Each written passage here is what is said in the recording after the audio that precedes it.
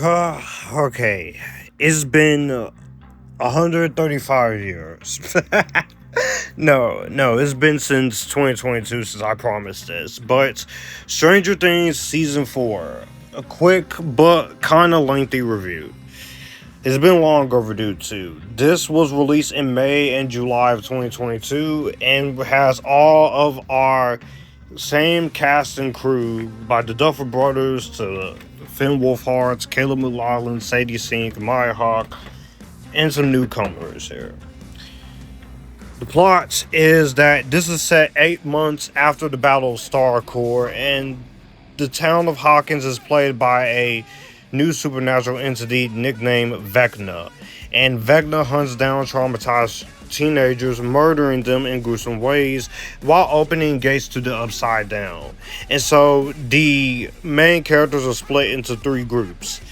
11 and her people with the California crew, the Hawkins crew joined by Eddie Munson to investigate Vecna's history and to protect Max, and the Russian crew, which involves Joyce, Murray, and Jim. So this is broken into two distinctive volumes. I've been trying to get this review out for years, but it's just the odds were never in my favor, man. Oh my goodness, man. Either I was just so busy with something, or I just have so much content creation on my plates that I could not find time to sit down and review or audio record in this case. But here, I feel like since the series is over, I'm doing some TV reviews catch up along with film review catch up. So I guess I can get this season out of the way. And my initial excitement for this in 2022 was pretty much impactful because it's been delayed at first since the ongoing situation with the pandemic. So that was a lot to take in, and everyone thought that this show would never come out here. So, and the show did come out. This season did come out. It did have to go through some situations in with the writing process and connecting story arcs, and also the pandemic, which did cause these actors to film, of course, but there was also a lot here that they had to go through. So it's a lot of new ideas, a lot of new characters, and it got a lot of praise for all the right reasons. I think this is a damn amazing, great season. It has great emotional weight. I love the characters. I love the stories, and you could tell like we are kind of reaching the end with these kids as they just start to mature in the same way I felt with Harry Potter and the Deathly Hollows was reaching its end in that franchise. So there's a lot here that we're going on here. So there was some criticism about some of the lengthier episodes, which we gonna talk about it. I promise you, we'll get to it. But let me just say, I love this fucking season. This season is amazing, and I don't think it's that bad of a season. We do get some new characters here, but we also got some returning members here. So it's a lot I'm trying to go through in probably like 18 minutes, but we're gonna try and make the best of it, okay? So let's go into my positives and negatives about it. And essentially, as far as positives, everything that has been praised about this season works about it. For one, I love the more darker and mature tone. Like I say, it gives me those vibes and flashbacks to when the Harry Potter franchise, as a kid and as a preteen, I was growing up with them and seeing that this show is starting to take on the form of being more adults. That's what I really love about this, is that you could tell that these younger kids, even the adults on the side, they are starting to mature. They're starting to grow up. But at the same time, we're also starting to see what is at stake here, because there is a lot going on at stake here with Vecna just coming and wanting to control the upside down. The emotional weight here is a lot more intense. You could tell that the brothers, in terms of the writing and direction and the realistic themes here and the emotional weight, they're putting everything they got into this. And with three different stories and involving the one big bad villain, in the case of Vecna, it can be a lot to overcome. Like you have a series of murders going on in Hawkins. You have stuff going on with the Soviet prison in Kamchatka, and then also you have the situation with Max dealing with the loss of her brother, and how does that tie in? And with all of that plots, and with all of that story, and with all of that transitioning in here, that can be a lot to take on for even more than one writing team. But I feel like the Duffer Brothers in the writing and directing chair and the writing team that they have is able to go into this and explore with some immense value. And I feel like overall, they definitely set out to make everything feel as dense, feel as on edge, feel as anxiety filled as is about to become, because we know that shit is about to go down in this fifth and final season, which I will be getting to. But overall, I think directing wise and the writing wise, I think they really nailed it in terms of everything that's going on here. And like I said, this could easily been a convoluted mess like Pirates of the Caribbean 3 at World's End, but it's not a convoluted mess. And I think it did its great job at setting out to do what it is about to do. I love the acting from everyone in this. All of our returning actors are just as great as ever. You could tell they are growing up with here, like Millie Bobby Brown, Finn Wolfhard, Gaten Mazzarato, Caleb McLaughlin, Noah Schnapp, Sadie Sink, Natalia Dyer, Charlie Heaton, Maya Hawke. Loved her in season 3. Great she's here again. Brett Gelman, Priya Ferguson. Even some returning actors like Carl Bruno is Karen Wheeler. You have Mason Dye, and then you have, of course, Grace Van Dien, which I did not know until looking it up that she was the daughter of Casper Van Dien. So it was great that she's making her mark. You have people like flashbacks like Dacre Montgomery as Billy Hargrove, Robert England here. Jamie Campbell Bower is fucking awesome as Vecna. I've always liked this guy as an actor when he's given the right material, but damn, he showed his ass in this. He showed what he really is fucking capable of. And you could tell that the voice, I'm not sure if it's a voice modulator or such that they do with him, but I love the way Vecna looks and the way he sounds. You can't speak on the way you know how he's talking like this as the voice of Vecna. But I think he's great here.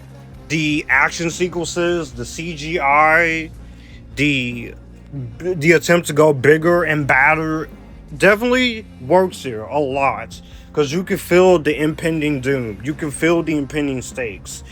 And while the Russian subplot will start off a little bit slow, and a few of the storylines here were starting off a little slow, by the end of the season, I was clicking with it. I was down for this. I was down for the journey. I was really having myself a good time watching a lot of this unfold. And overall, it just made its mark. So that I really do want to give credit to. And also the musical score here is just as intense as ever. It feels very atmospheric once again. It's dreary in the parts. It's hopeful. The composers of the show does a good job. And I like the soundtrack choices. Yes, I guess you could say Kate Bush Running Up That Hill has become even more memorable than it already was, because they play the hell out of this song in this season with Max. But I honestly kind of see it as Max and Lucas's song. And honestly, they play it so many times to where I should be annoyed. But you know what? I wasn't so annoyed with it. So overall, I was okay with it. But going back to the performances, I want to highlight probably 4 in particular. Millie Bobby Brown, because she's having to do a lot here with the Jane Hopper and 11 characters, with between the flashbacks and between being vulnerable here. Like, I've always thought Millie is a good actress. I know some people don't. I know some people feel like she's just doing the 11 isms and everything else she's done, but she's a good rising actress, and she does great here. Finn Wolfhard is always great, man. Him as Mike, he's dealing with a lot more this time around, which if you watch this season, you know what I'm talking about. I don't want to really spoil here just in case you don't know. But Caleb McLaughlin and Sadie Sink. Caleb McLaughlin, like I said, give this man Miles Morales, Static Shock, give him whatever type of big name character we have not seen yet, because this man is fucking capable, and it shows here as he's worried about Max, and you can see how the relationship between him and his friends, him as a basketball player and him with Max is taking the toll for good and bad, but also dealing with Vecna's situation, wanting to help his girlfriend out, which Sadie Sink, holy shit, she is amazing in this. Sadie Sink, I've been really impressed with Sadie Sink ever since the show has came on, and since she entered. There's a reason why she and Lucas are my 2 favorite characters, is because they play it so well. They have great chemistry with each other, but it's really when you get to the episode with Billy, and when she's levitating up and down and being controlled, she's having to do a lot physically in her performance, but she's also having to do a lot technical wise with her performance, and I think overall Sadie did a really good job. A lot of the new characters like Eddie Munson, Joseph Quinn, he was fine. I still haven't seen him in F4 First Steps. I'll get to it eventually. I'm just nervous because I know there's people who love and hate it. I'm not sure where I'm going to fall, but I'll get to that movie. I also will say a lot of some of the other new characters are great. And the way this movie portrays the flashbacks with 11 and the experimentations with Matthew Modine, all of that stuff I think is great. Like, there's a lot in this I can't really take away from it.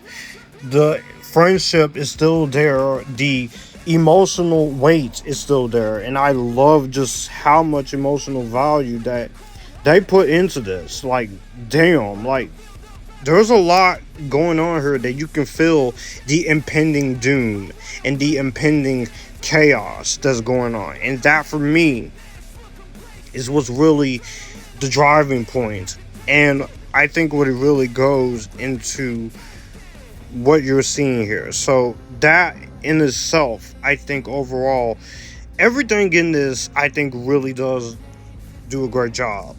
All of the episodes are strong. Some I like more than others. Some are faster, some are a lot slower.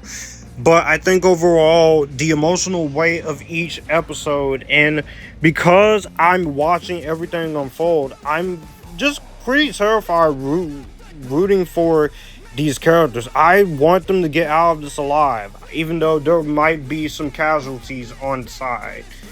And I think if you didn't have the Duffer Brothers writing this and doing that emotional weight, it would not be as great as it is. So overall, there is a lot in this I really do love. And by the end of this season in 2022, when I watched it, because I remember it vividly, it comes together fully. And I was definitely impressed by the way everything closes out fully by this. And that last shot, and what happens with Max, if you've seen the season, if you know, you know. If you haven't, I ain't giving it away. But where that goes emotionally, it's impactful, but also just gets you on the edge of your seat with that very last shot of what's gonna happen.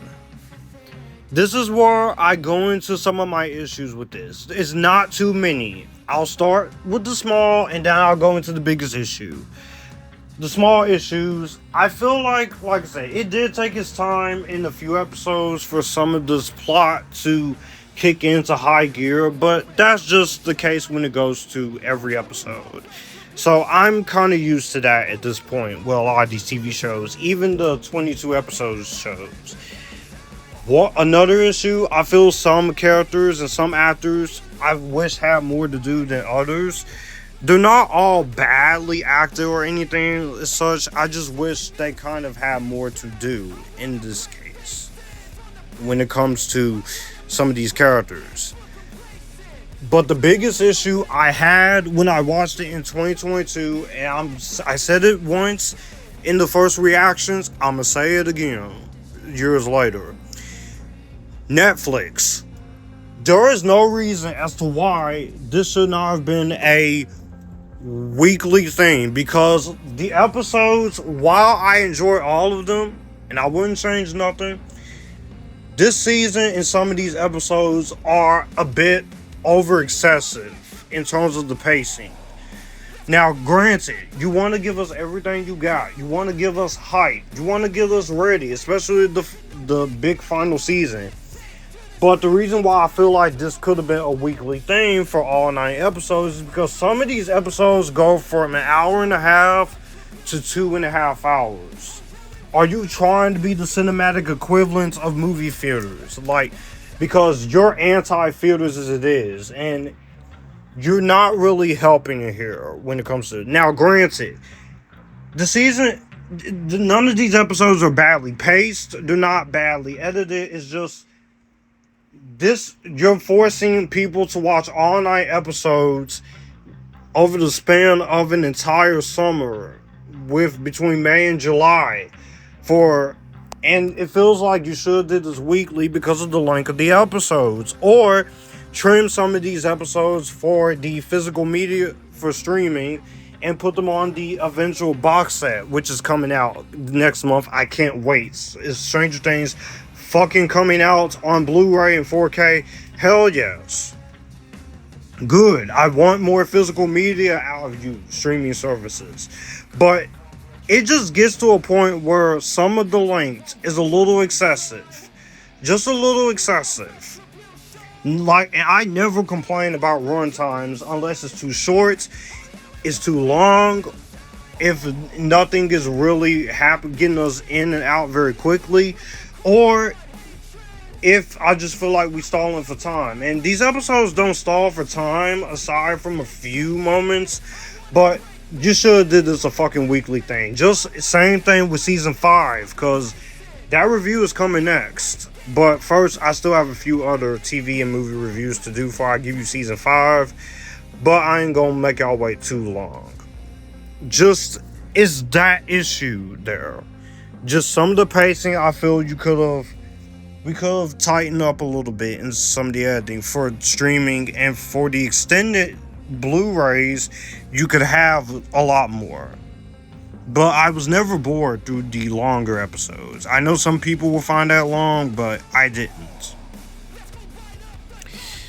Overall, the 4th season of Stranger Things, I think this is probably another one of my least favorite seasons. Or I'm gonna have to do a ranking of each of these seasons in a video by the time I finish reviewing this show, but this is either my least favorite or one of my top tier favorite seasons. I love the emotional weight, I love the acting, the Duffer Brothers, they never fail to impress, the visuals are great, the attempts to go bigger and better paid off. I love the story arc that we're going here with 3 different subgroups getting us ready for what's ahead in the final season. The performances of Millie Bobby Brown, Sadie Sink, everyone, this cast is great. And overall, I think this is a damn good season of TV in this decade thus far. If you are a fan of Stranger Things, you've already made your piece. But if you haven't seen this season, watch it, but I will give a suggestion of do it weekly, even on physical media. I'm going to go ahead and give this a better than Vampire. It is a good season. I will give it that. Like I said, some of the pacing is a little bit slow. and some of these episodes go on for a little bit too long. One but season of Stranger Things down, season 4, one last season I do to end go. up liking. In the comment section down below, what do you guys think of this season of Stranger Things, season 4? I know this review was late, and I sincerely apologize, but do you like this season? Did you hate it? Are you somewhere right in the middle? All my social media links in the description box down below. If you'd like to financially support the channel, you can do that as well. Also, my Chime and Cash App is down in the description box down below if you'd like to send any money. Also, my Amazon wish list in the description box down below. Be sure to hit the subscribe button and notification bell to get notified when more videos, live streams, and such is up. Otherwise, you won't be notified. Thanks for helping the channel grow with the amount of subscribers that's been coming on as well. Also, if you are listening on Spotify and Apple Podcasts, be sure to give a 5-star grade and share this with your friends through those or through YouTube. That way it can bring in more people. As always, stay epictastic and you guys keep it cool. And I'll see you for Stranger Things Season 5.